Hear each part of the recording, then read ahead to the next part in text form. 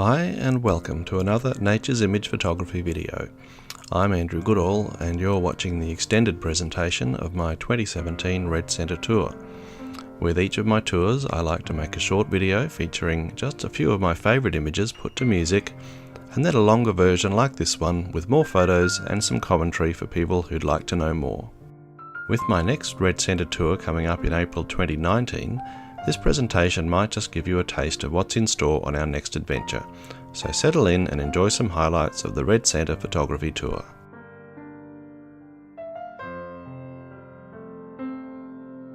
My flight arrived in Alice Springs in the early afternoon, giving me a few spare hours before meeting my fellow travellers at the welcome dinner that night. I chose to use that extra time at the Alice Springs Desert Wildlife Park. While photographing animals in captivity isn't my preferred option, it does give you the chance to have a close look at some of the species you might not get to see in the wild.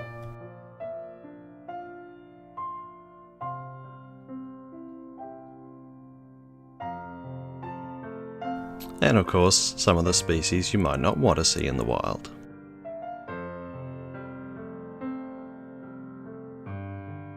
The next morning our tour was underway. We boarded the Tatra driven by Dave from Sacred Earth Safaris.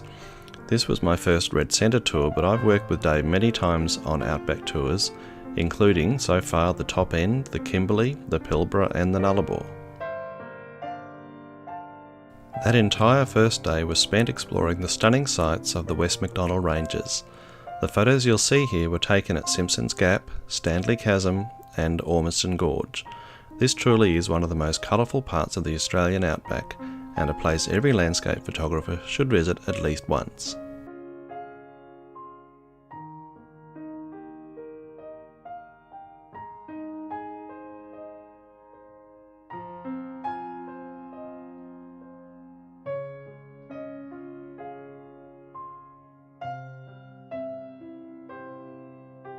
Our accommodation tonight was at Glen Helen Gorge, and we arrived just as the late afternoon sun lit up the rocks. We didn't waste any time unpacking our bags, we just grabbed our cameras and got into the gorge to make the most of a great photo opportunity.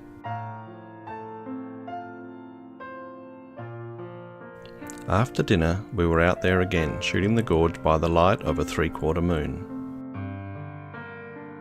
And then, not wanting to miss a single opportunity, I was up again at sunrise to catch the gorge in the early morning light. I nearly missed out on breakfast in the process, but it would have been worth it just for this shot alone.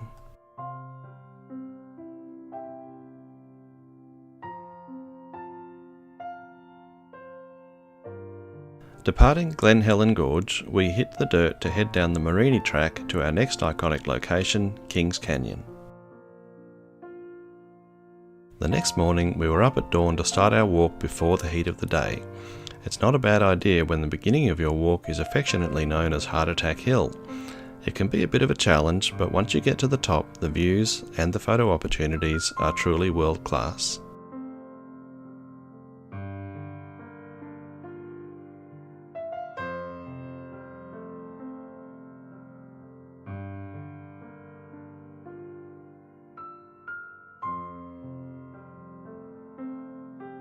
Now we had reached the stage of the tour I think everybody was most excited about.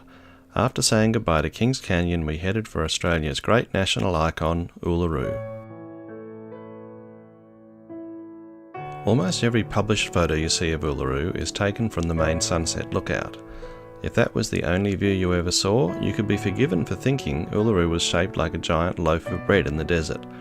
But when you take a closer look, you begin to see that this massive rock is full of surprises and places to explore and photograph.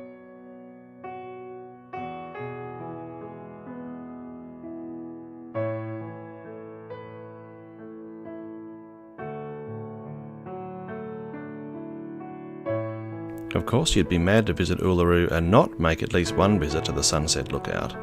On the evening we were there, we were treated to one of those unplanned moments in nature that simply take your breath away.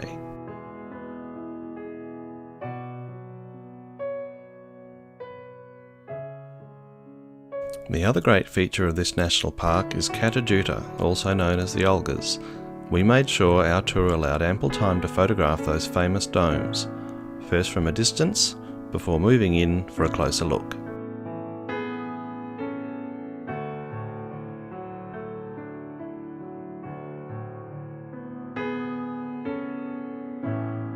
Our final treat for this stage of the tour turned out to be the best of all, a sunrise flight over Uluru and Kata-Tjuta.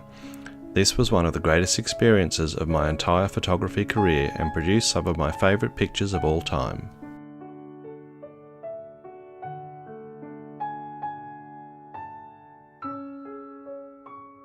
Saying farewell to Uluru, we were now on the homeward stretch back to Alice Springs with one final stop along the way. After a tour packed with stunning photo opportunities, Rainbow Valley was the perfect finale.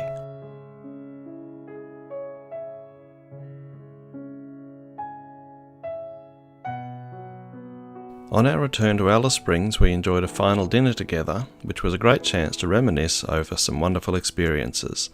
The next morning we all went our separate ways. I had a morning to kill before my flight home, and I decided to spend it shooting some more flora and fauna at the local botanic gardens.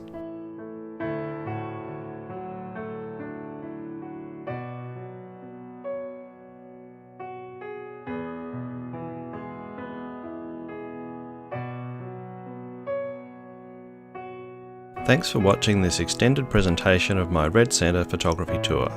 Now I invite you to subscribe to this channel to see more of my videos, and please visit my website to see what tours are coming up next. If you love photography as much as I do, you might just like to join us.